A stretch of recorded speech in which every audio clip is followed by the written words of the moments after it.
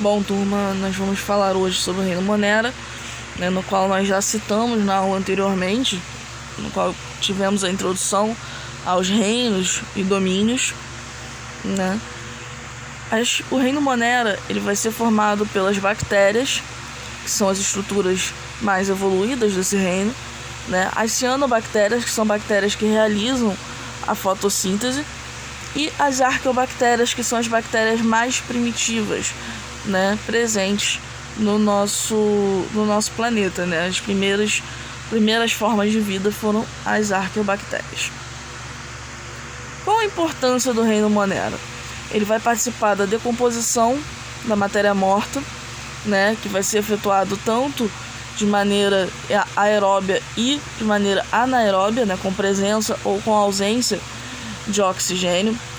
Também provocam doenças no ser humano, não só no ser humano, mas o mais importante, em processos industriais, como os lactobacilos, né, transformando leite em coalhada, e também em processos de fermentação. No ciclo do nitrogênio, as bactérias vão agir em diversas fases, né, fazendo que o nitrogênio atmosférico possa ser utilizado por essas plantas. Então, por exemplo, as leguminosas. As leguminosas são todas as vagens, né? Todas as vagens são consideradas leguminosas. Uma abóbora leguminosa? Não, uma abóbora é fruta. Na engenharia genética, né, para auxiliar na síntese de várias substâncias, né, como produção de insulina e de hormônio do crescimento. Quais são as estruturas bacterianas? Né? As fímbrias e o flagelo, que são filamentos que vão auxiliar na locomoção e na defesa, né? Vão auxiliar também na defesa celular. A cápsula, que vai dar maior resistência a essas bactérias, para que elas não sejam fagocitadas por outros patógenos ou que dificulte a fagocitose. Né? Abaixo nós temos a camada de peptidoglucano, né, que vai formar a parede celular junto com a camada externa, tendo abaixo dessas camadas a membrana plasmática, que vai ser a parte seletora, que vai selecionar o que entra e o que sai da célula bacteriana, né? E o DNA em nucleóide. O que é isso? O DNA ele vai ficar agrupado, mas não vai possuir a estrutura de carioteca, não vai possuir a membrana nuclear, né, no caso a carioteca. Então ele vai ser sem núcleo, vai ser anucleado, ok? Metabolismo bacteriano. As bactérias elas vão ter dois tipos de metabolismo, dependendo do tipo de bactéria. O heterotrófico, que ele vai se alimentar buscando alimento no ambiente, e o autotrófico, né, que ele vai produzir através de substâncias inorgânicas. O heterotrófico ele vai fazer a síntese de substâncias orgânicas através da fermentação e respiração, fornecendo oxigênio para aquele organismo, tá? E o autotrófico ele vai realizar a quimiossíntese ou a fotossíntese, dependendo da estrutura. Então, esse metabolismo ele vai ser capaz de hidrolisar os mais diversos materiais, seja de maneira aeróbia ou anaeróbia. Possui diversidade metabólica, sendo heterotrófico ou autotrófico, né, se realizando por quimiossíntese, fotossíntese ou de maneira quimioheterotrófica. E vai produzir toxinas como resultado desse metabolismo, expelindo essas toxinas como produto final desse metabolismo, como o resto de metabolismo mesmo, o que sobra, o que vai ser excretado, ok? No caso da reprodução, elas vão poder se reproduzir de maneira assexuada, gerando a bipartição. A célula mãe ela dobra de tamanho, se faz o processo de bipartição, se parte ao meio, gerando duas células filhas iguais. Qual o problema da reprodução assexuada?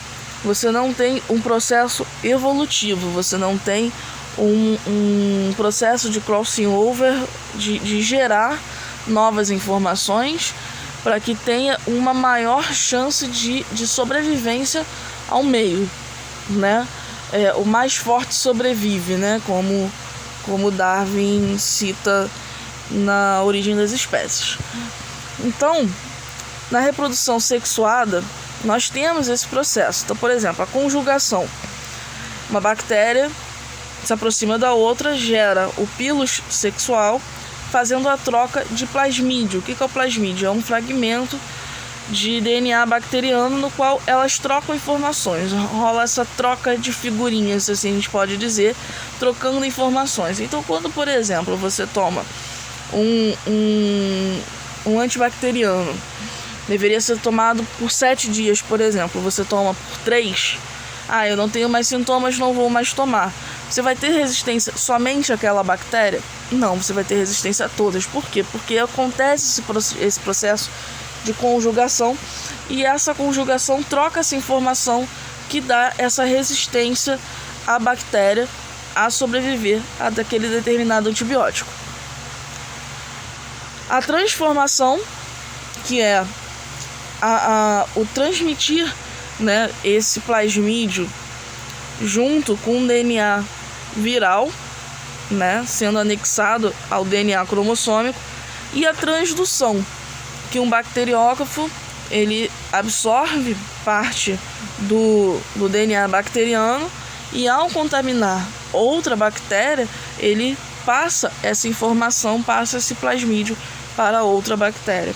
Então, acontece essa transdução através, né, do bacteriófago, que são vírus que contaminam bactérias. A morfologia, né, que são as estruturas que nós podemos encontrar essas bactérias na natureza, por cocos, que são como se fossem 2 bolinhas. Cada coco é uma bolinha. Diplococo, 2 bolinhas. Estreptococo é uma carreira dessas bolinhas. Estafilococo, ele forma uma camada de vários cocos agrupados, né? Podendo ser tétrade, com 4, ou sarcina, por exemplo, com 8. Por bacilos, que são estruturas mais compridas, formando streptobacilo. Sempre que tiver esse strepto, significa alongado, né? Estrutura alongada. O flagelado, que é o bacilo com flagelos, que vai ajudar tanto na questão de defesa quanto na questão de mobilidade. E o endosporo, que é um bacilo único, né, com maior resistência. O vibrião, que ele tem essa forma como se fosse de vírgula, daí o nome vibrião.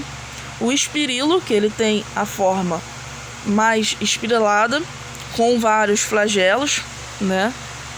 E a espiroqueta, que forma como se fosse uma pequena mola, digamos assim, né? Cada estrutura vai ter a sua forma de fixação e a sua forma de resistência ao meio. Um estafilococo, uma sarcina, um tétrade, são indivíduos pluricelulares? Não, são agrupamentos de indivíduos unicelulares que têm maior resistência por estarem agrupados. Ok? E aí, pra gente fechar esse resumo aqui, né? Tem as características, que são procariontes, unicelulares, aeróbios ou heterotróficos, né? Ou anaeróbios, né? E autotróficos.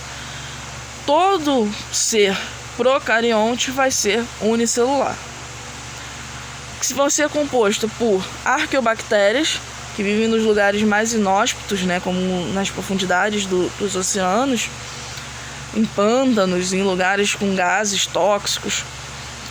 As eubactérias, que são as bactérias, e as cianobactérias, vão apresentar DNA circular e esse fragmento de DNA que se chama plasmídio. Vai ter a única organela que vai se ter presente são os ribossomos, que são as organelas responsáveis por fazer a tradução gênica, transformando, né, traduzindo o RNA em uma camada, em uma carreira proteica, uma estrutura proteica que vai ser trabalhada para ser transformada tanto em enzima quanto em estrutura celular. O mesossomo, que são dobras da membrana plasmática, né, voltadas para a parte interior da célula, onde vão ficar reservadas ali as enzimas respiratórias. A cápsula, que vai estar uma proteção extra, uma maior resistência, inibindo a fagocitose por glóbulos brancos, né, por exemplo. A morfologia, que pode ser dividida em cocos, bacilos ou bastonetes, vibriões, espirilos ou espiroquetas. E a nutrição, que ele pode se nutrir tanto por forma de parasitismo, né, transformando-se em um parasitário, roubando ali nutrientes do corpo que ele se encontra, saprofitismo, né, através de corpos já mortos, mutualismo, como por exemplo na flora intestinal, que ajuda na quebra de determinados nutrientes. Ele quebra determinados nutrientes, facilitando a absorção do nosso intestino e também tendo um retorno de alimentação. Todo mundo sai ganhando. Autotrofismo, né, com a fotossíntese ou a quimiossíntese, formando o seu alimento de forma autotrófica. E ele vai se reproduzir de forma sexuada e assexuada.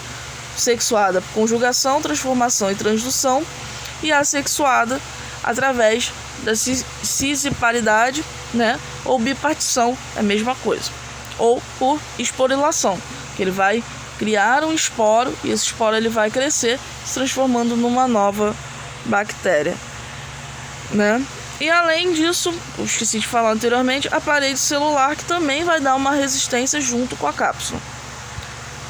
Bom, é isso. Esse material já vai estar na plataforma. Um questionário de resumo também, com questões discursivas, que vai formar um grande resumo e vocês vão ter uma noção do que vai cair na prova. E é isso.